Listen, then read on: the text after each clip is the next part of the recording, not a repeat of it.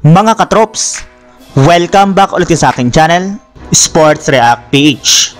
At ngayon nga ay pag-uusapan natin ang balitang nagdedelikado pa nga po na hindi makapasok sa playoffs ang team ng Phoenix Suns. Pag-uusapan na rin nga natin dito sa ating panibagong video ang balitang pumerma na nga po ngayong araw ang dating player ng Los Angeles Lakers.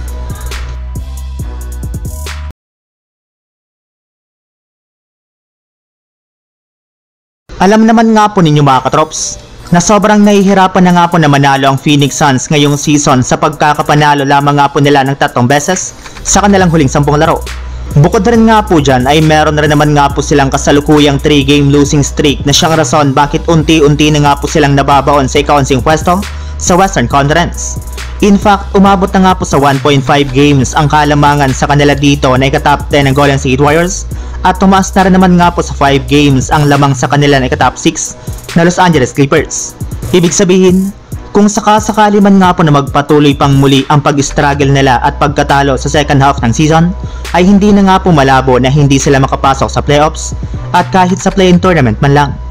Mabuti na lang at hindi rin naman nga po ganun kalakasan ang mga teams na sunod nga po nila makakalaban sa huling mga araw ng Pebrero, kagaya ng San Antonio Spurs, Chicago Bulls, Toronto Raptors, Memphis Grizzlies at New Orleans Pelicans. Kaya kailangan nga po nila itong maipanalo upang sa ganon ay makakuha nga po sila ng magandang momentum bago pumasok ang kanilang team sa pinakamahirap nilang game schedule ngayong season, which is kakalabanin na nga po nila sa buwan ng Marso ang majority sa mga contender sa NBA.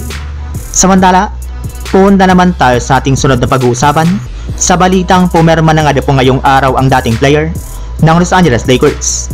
Napag-usapan na nga po natin mga katrops na marami na nga po sa mga fans ang nagsuggest na kunin na lamang nga pong muli ng Lakers ang kanilang dating player na si Lonnie Walker IV na mas mapapakinabangan nga po ngayon ng kanilang kupunan. Mapapagkatiwalaan para naman ang scoring ability nga po nito since kayang-kaya nga po niyang magtala ng malalaking puntos sa kanilang mga laro.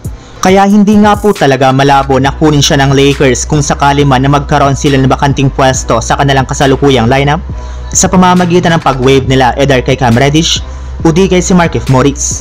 Ngunit ayon nga po sa pinakahuling inilabas na balita ngayong araw, mukhang malabo na rin naman nga po na kunin pa ng Lakers ang kanilang dating player na si Lonnie Walker IV matapos maibalita ni Shams Charania ng ESPN na official na nga po itong pumirma ng 2-year $3 million sa kupunan ng Philadelphia 76ers.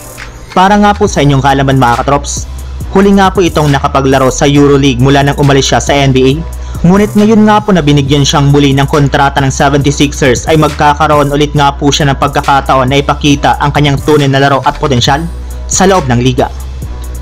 So yun lang mga katrops, ang handog kong story ngayong araw. Sana nag-enjoy kayo, please like and subscribe my YouTube channel, Sports React PH, para sa iba pang story at update patungkol sa NBA. Kita-kits muli sa ating susunod na video.